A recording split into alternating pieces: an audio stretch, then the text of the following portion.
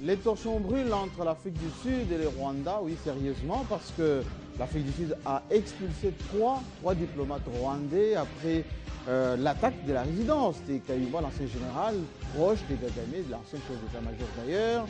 Et le Rwanda, en représailles, en a expulsé 6, avec beaucoup de mots durs vis-à-vis de l'Afrique du Sud, qui ne doit plus jouer le rôle de leadership en Afrique. Qu'est-ce qui se passe entre Kagame et l'ancien mentor dans la région des Grands Lacs, et surtout dans cette région des SADC, l'une des grandes puissances africaines, est aujourd'hui contestée par le pouvoir de Kigali. Donc on va en parler tout à l'heure avec les grosses têtes, on va dire, de la presse congolaise en place ici. Comme nous sommes très suivis à Kigali, nous aurons naturellement une oreille très attentive là-bas. Deuxième sujet, nous allons parler de ces femmes francophones qui coïncident cette semaine avec le 8 mars. Oui, beaucoup de réflexions, notamment au Palais du Peuple. Elles étaient nombreuses, venues des 4 coins du monde pour parler francophonie, mais également droits des femmes, les avancées. Beaucoup de félicitations, d'éloges à l'endroit du pouvoir de Kinshasa. Mais le 8 mars, pas de pagne, pas de fête. Oui, réflexion. Est-ce que ça boude? Ça boude pas? Est-ce que les femmes sont contentes de ce que Inagossi, Geneviève, c'est leur ministre, propose depuis un an maintenant? Alors, vous êtes tous en place. On le présente gourou, c'est-à-dire l'un des doyens de la presse congolaise, la référence en la matière, Willy Kalengaï, le patron de Géopolis. Doyen, non, doyen, pas encore. Hein. Il y a devant moi encore 5 à 6 générations de vieux qui sont là. Bon, j'espère qu'ils vont prendre rapidement leur retraite. Je les aime beaucoup, mais parce que nous sommes poussés aussi par les jeunes. C'est ce que Poutine disait à toute la Douma, hein, lorsqu'il a pris le pouvoir. Donc nous aussi, on est poussés. Aujourd'hui, il y a les Banga qui sont là, les Ludor. Donc c'est un métier où la performance est puissante. Donc ceux qui sont devant nous doivent nous laisser le temps de devenir des vrais doyens pour que ceux qui sont derrière nous deviennent aussi quelque part des jeunes gens. Mais sinon, je suis là avec John.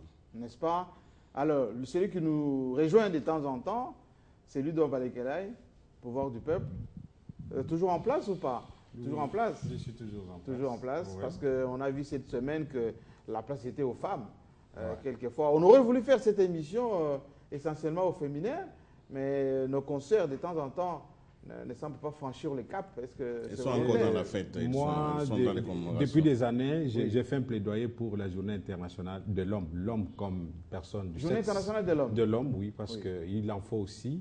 Il y a des violences faites à l'homme dont on parle très peu. Je crois que l'émission donnera l'occasion. Comme à Bukavu, il y a une ONG qui s'est mise en place tout à fait, pour défendre les intérêts des hommes. C'est pas Depuis des années, je fais ce plaidoyer. N'est-ce pas? Ouais. C'est pas ce qu'en pense Bienvenue, lui, c'est dans la défense du Congo tout entier, féminin, masculin. Oui, ça ne sert à rien. Il n'y a pas de différence quand il faut défendre les frontières nationales, quand il faut défendre les intérêts de la République. Hommes ou femmes, nous avons tous les mêmes obligations. Donc faire la différence aujourd'hui, même réserver des quotas pour des femmes, pour moi, c'est leur faire insulte. Ah oui? Oui, il faudrait qu'elles se battent. Mais elles se mobilisent, on a vu, on en parlera tout à l'heure, au Palais du Peuple, pour dire, disaient qu'elles aimeraient avoir de la place, beaucoup de place, parce que la misogynie, c'est encore beaucoup de jours. Non, Jean-Marie, il n'y a pas de misogynie. Nous sommes dans un monde de compétition.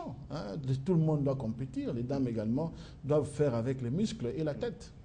Alors, on va commencer avec vous, Harold Badibanga, par rapport à cette actualité qu'on est en train d'explorer, c'est le moins qu'on puisse dire, c'est entre le Rwanda et l'Afrique du Sud. Tout a commencé lundi dernier, donc dans la soirée du lundi, une attaque très musclée à la résidence des Kayumba. Yamoussa, qui est l'ancien général, chef d'état-major, bras droit des Kagame, lorsqu'ils ont pris le pouvoir à Kigali, ils étaient ensemble avec les James Kabarebe, attaqués après la mort, il faut le signaler, de l'ancien chef de service secret de renseignement rwandais. Alors, attaque musclée, l'Afrique du Sud en a trouvé que c'était trop. On a commencé par arrêter, expulser les 3 diplomates rwandais. Et toute la communauté rwandaise habitant notamment en Afrique du Sud et dans le reste du monde a dit l'ambassade rwandaise à Pretoria, ce n'est pas une ambassade, c'est une maison où se concocte de plans d'élimination des opposants. Et ça n'a pas empêché Kagame d'expulser 6 à son tour. Non, vous savez, Jean-Marie Kassamba, lorsqu'on aborde cette question, je suis la personne la plus heureuse parce que si je ne m'abuse pas, il y a environ 5 mois que je prédisais ici, téléspectateurs à témoin, la mort ou le décès politique du point de vue international de Paul Kagame. Je disais que à l'époque, je faisais une comparaison à juste titre entre sa descente aux enfers et celle de feu Mobutu Sese Seko.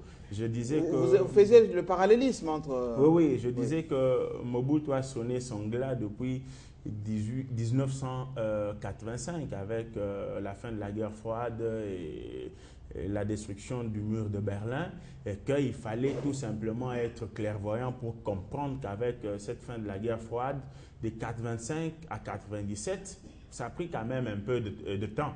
Mais il n'y avait que des esprits faibles qui ont compris que c'est seulement avec le déclenchement de la guerre dite de libération de l'AFDEL, M. Laurent Désiré Kabila et ses compagnons, que la fin de Mobutu est arrivée. Alors que sur le plan historique et des enjeux internationaux, Mobutu avait lui-même déjà compris qu'à cette époque-là, il n'existait plus au moment où, dans des salons IP... Mais où est comment dire, le lien que vous faites entre, d'abord, l'assassinat de l'ancien chef de service secret et puis l'attaque de la maison de Kayumba et ces expulsions et, on va dire, cette surchauffe? Avant d'arriver à l'assassinat de cet ancien bras droit de Kayumba, de ces attaques, il faut maintenant démontrer le lien qu'il y a plutôt entre la chute de Mobutu et celle de Kagame. Oui. Du moment qu'un inamovible, un invulnérable qui depuis longtemps a été chouchouté par les salons internationaux, l'incontournable de l'Afrique centrale. Il vivait au babysitting des États-Unis, de la France, de l'Angleterre, de la Grande-Bretagne.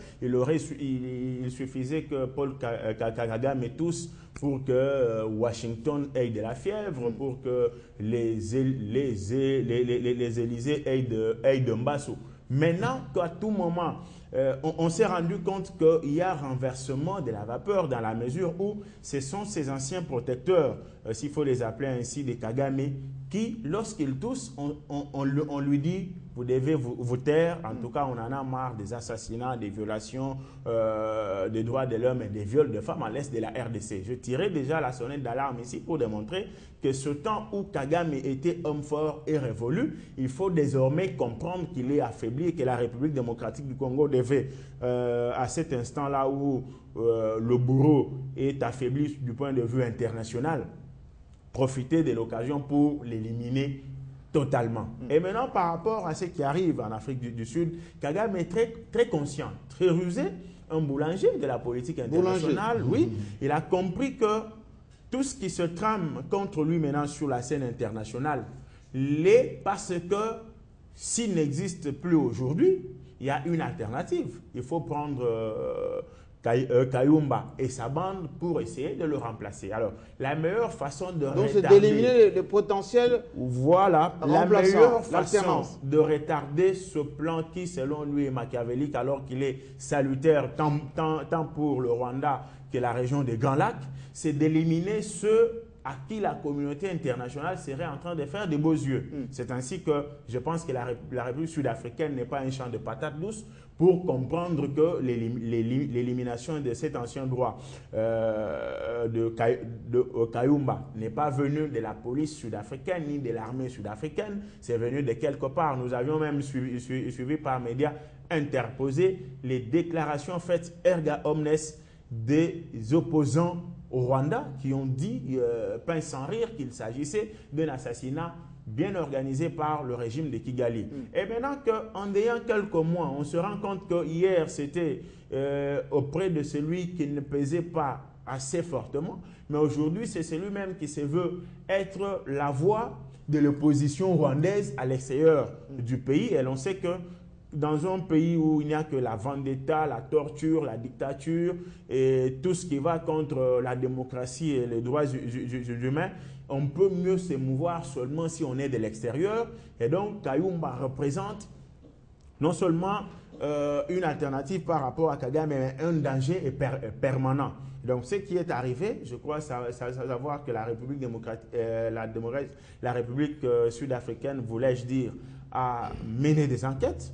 Elle s'est rendue compte qu'il s'agit d'un complot ou d'un attentat, d'un assassinat manqué, orchestré par le régime de Kigali. Et de là à appliquer les principes des relations internationales qui veulent que lorsqu'on n'est pas en accord ou en harmonie avec un pays, qu'on expulse, qu'on rompe d'abord avec les relations diplomatiques, avec comme conséquence l'expulsion de ces diplomates. Et lorsque Kagame se permet de réciproquer du point de vue international, il a doublé, lui. Oui, du point de vue des relations internationales, ça s'explique étant donné qu'il y a un principe sacro-saint en relations internationales, c'est le principe de la réciprocité. Mais lorsqu'il va outre, il franchit le Rubicon, il aurait expulsé 3 au lieu de 6.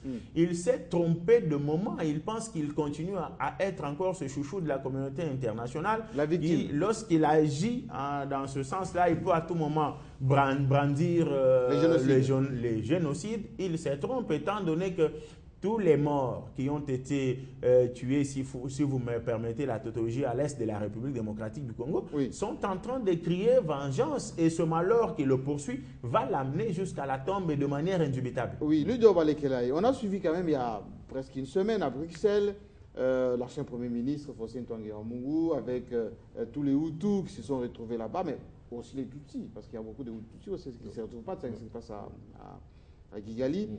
Ils ont dit, d'une part, il faut pousser le régime de Kigali à des négociations pour qu'on puisse faire de la politique. Les FDLR, qui sont aussi bien au Congo que dans certains pays de la sous-région, y compris le Congo-Brazzaville et la Tanzanie, disant exactement la même chose.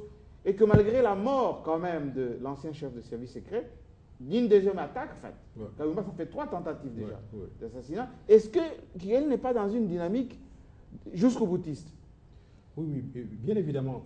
Je voudrais partir des fondements théoriques, même du droit d'asile. La Convention de Vienne reconnaît à tout citoyen dont la vie est menacée grâce ou à cause de ses opinions, de demander asile à un pays de son choix. C'est le cas de Kayumba, c'est le cas du colonel Patrick Keregeya, qui a été, lui, tué par suffocation à Djobourg, et aujourd'hui... À Michel-Ange l'hôtel. Voilà, pour une deuxième fois consécutive, la résidence de Kayumba est attaquée. Et je voudrais aussi ajouter qu'en dehors des diplomates, bien entendu, rwandais, que Pretoria a expulsé, il y a aussi un diplomate burundais qui aurait acheté le véhicule, qui a servi de filature aux agents qui ont attenté à la vie de Kayumba. Et donc là, pour revenir à la question, vous comprenez effectivement que Kagame est jusqu'au boutiste dans la mesure où il ne veut pas qu'il y ait vraiment démocratie dans son pays. Parce que je ne vois pas pourquoi l'Afrique du Sud, dont les diplomates ont été expulsés de Kigali, aurait un quelconque intérêt à faire l'espionnage à Kigali. Je ne vois aucun lien, mais par contre, c'est établi que Kigali peut organiser ce genre d'actions, des violations des droits de l'homme sur le sol sud-africain, parce que les opposants rwandais sont en Afrique du Sud, c'est leur droit, nous l'avons dit, mais